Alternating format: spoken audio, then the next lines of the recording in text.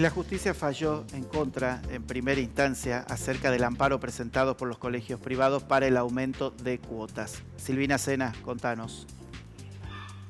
Exactamente, los colegios privados entienden que la cuota que venían manejando hasta fines del año pasado no era suficiente para cubrir los gastos que tienen. Entonces aumentaron las cuotas en una suba, en un porcentaje mucho mayor que lo que el Ministerio de... No mucho mayor, mayor que el Ministerio de lo que el Ministerio de Educación dispone. Por eso, porque dicen que no pueden costearlo y porque incluso trabajar así con los aumentos permitidos por el Ministerio de Educación significaría para algunos incluso cerrar, es que presentaron este amparo cautelar ante la justicia. Bueno, hubo novedades, Daniel Lacuse, delegado episcopal de Educación, hubo novedades respecto de la respuesta que la justicia les da a su pedido. Buenos días, Silvina, buenos días, audiencia. Sí, hay novedades y tal vez hay que poder encuadrarlas bien. Lo primero, lo que responde a la doctora Casas es una sentencia sobre lo que es uno de los dos elementos jurídicos que se me pidió, que era una cautelar. No nos reconoce la cautelar, pero es muy interesante razonar por qué no lo reconoce. El amparo todavía no ha sido definido como cuestión de fondo. La cautelar, que es una medida rápida, ella dice, es tan grave, es tan serio lo que estamos tratando, es una materia tan importante, afecta tanto al bien común, que no puede ser dado dentro de las condiciones legales. La cautelar es una herramienta muy particular que tiene que cumplir determinadas condiciones. Ella dice, esas condiciones no están dadas, no lo puedo resolver yo, no corresponde como materia, y lo que es más interesante aún, dice, esto es tan grave que tiene que participar mucha más gente. Eso es indudable. O sea, es decir, no es un rechazo a los aumentos, sino que está de alguna manera transfiriendo la obligatoriedad de decidir a otra instancia de la justicia. Tal cual. Por lo menos lo que ella dice es, en primer lugar, que no puede la justicia sobre esto determinarse con la cautelar.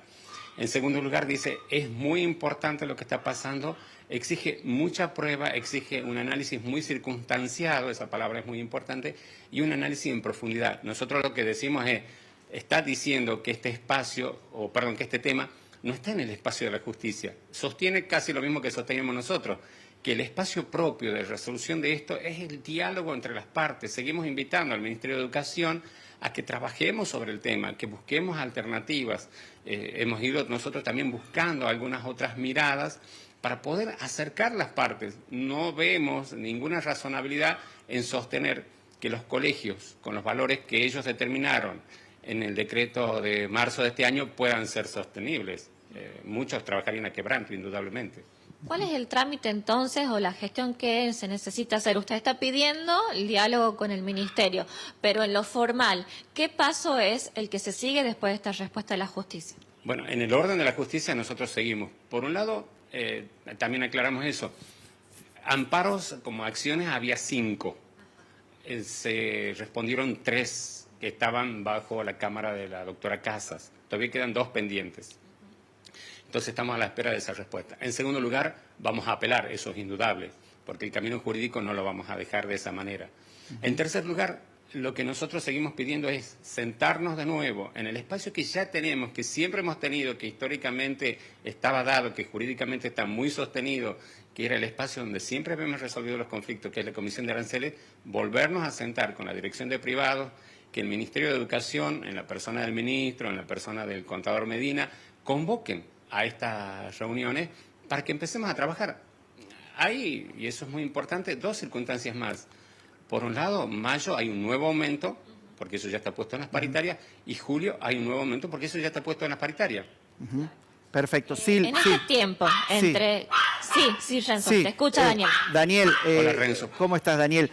Hablábamos de esto, ¿no? Acerca de este rechazo a esta medida cautelar. ¿Qué está pasando en los colegios? ¿Se seguirá cobrando? Algunos estaban cobrando el aumento de cuotas. Hay padres que no querrán pagarlo hasta que no defina la justicia. ¿Cómo se resuelve esto? Tal cual vos dices, hay primero mucho, y tu pregunta nos permite ahondar en esto de que es muy complejo el sistema educativo. Sí. Hemos salido con varias respuestas, todas alrededor del 25 y el 30% de aumento. Eso es muy importante aclarar a la población. Aquellos colegios que al principio de marzo salieron con un aumento desmedido retrocedieron, eso gracias a Dios se resolvió. Tenemos solamente dos o tres instancias que todavía están en cuestionamiento. El resto ha hecho o una opción del aumento del 25% en la cuota o un pedido de una ayuda extra. Entonces, eso va a seguir. Nosotros lo que queremos, y eso es lo que buscamos, que lo entienda el Ministerio, que lo entienda también la población, porque es como de sentido común. Yo siempre a los padres les digo, nos podemos imaginar que nos descuentan el 30% de nuestro sueldo y podemos seguir andando. Bueno, eso es más o menos lo que le ha pasado en cuanto a los recursos a los colegios. En octubre del año pasado, 30% hubo de aumento de costo y no hubo nada por el lado del aumento de los ingresos. Esa es la gravedad de la situación.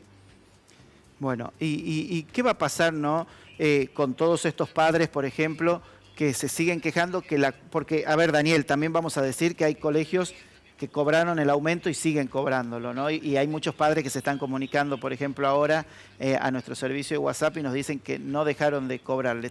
Tienen que ir a algún lugar, a hablar con alguien, hay alguna comisión que se va a encargar por lo menos para escucharlos a estos padres. El espacio de los papás siempre sigue siendo la Secretaría de Educación. Bien. En eso el sistema educativo prevé esas circunstancias.